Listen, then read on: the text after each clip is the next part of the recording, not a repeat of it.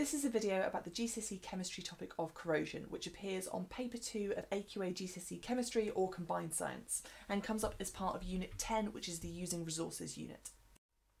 In this video, we're going to define corrosion and rusting and talk about how they're not exactly the same thing, describe some ways to prevent corrosion and rusting and explain why these methods work, and then use these to predict the outcomes of experiments. Corrosion can be defined as the destruction of materials by chemical reactions with substances in the environment.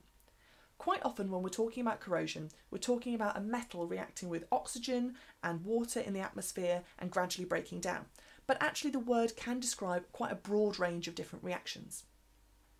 Rusting is one example of corrosion, but there are two important things to bear in mind. The first one is that the word rusting only applies to iron. So it wouldn't be true to say that these copper nails have rusted because they're not iron, they're copper. They've just corroded.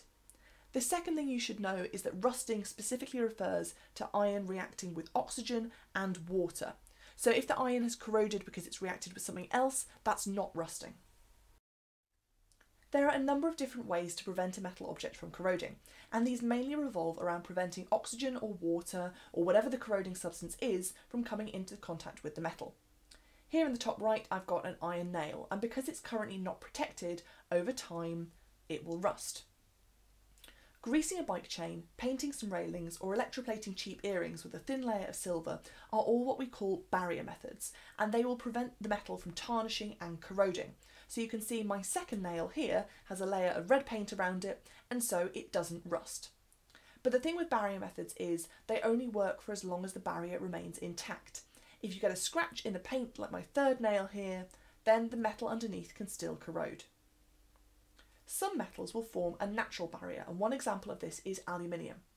Aluminium is much more reactive than you might expect, but it very quickly reacts to form a layer of aluminium oxide all around the surface, and this is a very hard and corrosion resistant layer that protects the metal inside from further reaction. Galvanising iron is a little bit different. It's what's called sacrificial protection. The iron is alloyed with a small amount of a more reactive metal, usually zinc. The oxygen preferentially reacts with this because the zinc is more reactive.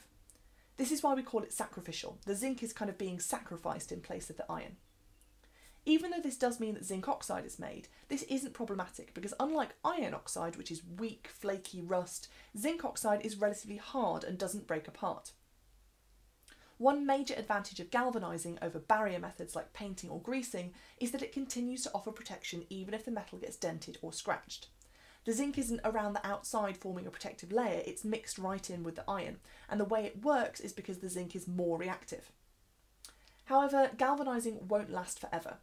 My incinerator here has got hot enough that all of the zinc has reacted, it's basically been used up, and now the iron has begun to rust. We've now got 6 questions to make sure that you've understood the material in this video, so grab a pen and some paper and pause and write down an answer. Iron railings rust less quickly when they're painted than if they're not. Explain this observation.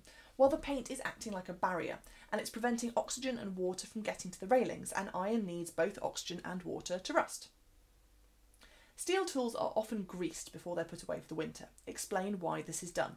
Again, this is an example of a barrier method, so the grease acts as a barrier, preventing oxygen and water from getting to the steel, and this prevents corrosion, or we could say rusting because steel is an iron-based alloy. Magnesium is fixed to some steel ships. Explain how this prevents the steel from rusting. So again, this is an example of sacrificial protection. The magnesium is more reactive than the iron in the steel, and so the oxygen and water preferentially react with the magnesium instead of the iron. Attaching copper to the steel wouldn't prevent rusting because copper is less reactive than iron, so the water and oxygen would still react with the iron. Explain why it is not necessary to paint aluminium greenhouse frames to stop them corroding. Well, we've mentioned that aluminium is a really special example of a metal because it forms its own protective coating. Aluminium will have a coating of aluminium oxide, and this is resistant to corrosion. The aluminium oxide stops water and oxygen from getting to the aluminium, and therefore it stops further corrosion because the aluminium can't react with the water and oxygen because they're prevented from getting to it. To finish with, we've got a much longer question. We've got 7 test tubes, each containing an iron nail that's been treated in some way, and you need to describe what will happen to each nail and also explain why that is the case. So pause the video, write down some bullet points, and we'll go over the answers in a minute. The first nail is the easiest one. It's in a test tube of water, it's got oxygen from the atmosphere, and therefore it will rust because it has oxygen and it has water. The second nail is in a tube that doesn't contain any water, the air has been dried, maybe there's some silica drying gel in there or something, and so therefore it's not going to rust. It'll probably still oxidise, but we're not going to see any formation of that orange flaky rust because no water can get to the nail. The third nail has been painted. It's one of these barrier methods, and so it's protected from oxygen and water, and it won't rust because the oxygen just can't get in. The fourth nail has been painted, but because there's a scratch, it will rust where it's been scratched because oxygen and water can get in that place. The galvanised nail won't rust because the oxygen will preferentially react with the zinc. And the sixth tube is the same. It doesn't matter that it's been dented or scratched because galvanising just carries on working anyway. And then my final nail is in some boiled water, and the point of boiling the water is that all of the oxygen that's dissolved in that water will come out, and so you end up with water that's been deoxygenated, and the layer of oil on the top will stop any more oxygen from dissolving. So this nail does not have access to any oxygen at all, and therefore it won't rust because no oxygen can get in. I hope this was a useful recap of the corrosion topic. Thank you very much for watching, and if you'd like more GCSE chemistry videos, don't forget to like and also press the subscribe button on the screen now.